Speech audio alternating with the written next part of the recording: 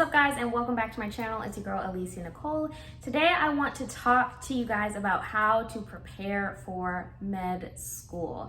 I feel like so many people have that question, and usually when they're asking it, they're actually referring to like the studying and how to find balance, and all of that is really important, but honestly there are a lot of other questions to be asking yourself and other areas to be considering when you are preparing for med school. So my first piece of advice would be, do not study ahead. Like, it's not worth it. I promise you, it will not put you ahead at all. You are gonna spend all this time studying what you think is important to get there and find you're already behind, and what you've spent your time studying was not what the professors or maybe even what the standardized resources think is important. So just don't do it. Just enjoy your life, enjoy your summer, have fun, travel, do whatever you want to do. Don't even think about studying ahead. All right, a month or so before school starts, I would start looking up recommended resources. This does not mean you have to buy anything at all, but you want to be familiar with what resources are out there, which ones come highly recommended, and what they're all for, because you could easily get duped into just purchasing a bunch of resources that either A, you won't use later, B, they're probably not high yield even though they say they are, or C, they might be the same type of resource and you were just so flooded with resources that you were just oh, I need all these resources. So if you know any med students, definitely reach out to them. Just figure out what their top maybe 3 resources were and why, what they used them for. Talk to as many med students as you can so that you can get a consensus, and you'll start to see trends and patterns and what comes highly recommended. If you have not seen my video on the resources that I recommend, I will go ahead and link that for you guys somewhere up here. Be sure you watch that. Those are my absolute favorite resources that I plan to continue using for second year. But the great thing about a lot of these resources is they do have free trials. So even after you learn about them, if you're uncertain, you can definitely give them a try, usually for a few weeks or up to a month or so before you purchase them. You also want to inquire with your school about if there are any resources or hardware that they provide, because if they're gonna pay for it, you don't want to pay for it, because sometimes these companies are a little iffy about issuing refunds. But for example, I found out that my school offers a subscription to Osmosis for our first 2 preclinical years, and we also have a subscription to Exam Master, which is one of my absolute favorite question banks. So stuff like that is really important. You don't want to be, double dipping. If the school is going to handle it, let them handle it, and then you can allocate your resources to other things.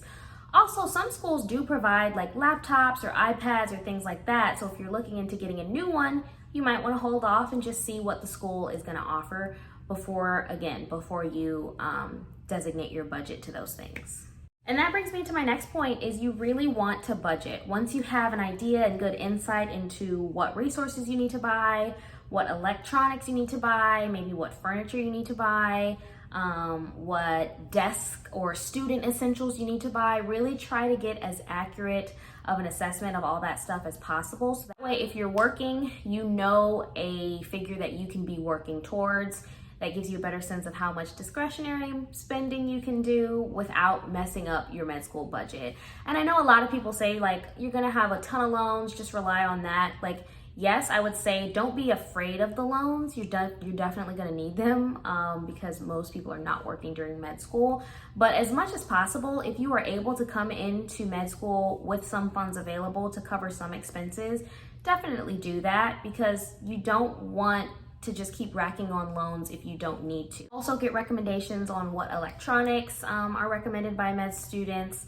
Also see if your school has specific specs that they recommend for devices, because a lot of times you have to use your devices in tandem with some school programming. We use our own laptops a lot of times to do our quizzes, and so it has to just be equipped with certain features so that it can use the software that we use. Most modern laptops should be able to do so. Also, if you want to get an iPad, look into what people recommend and why.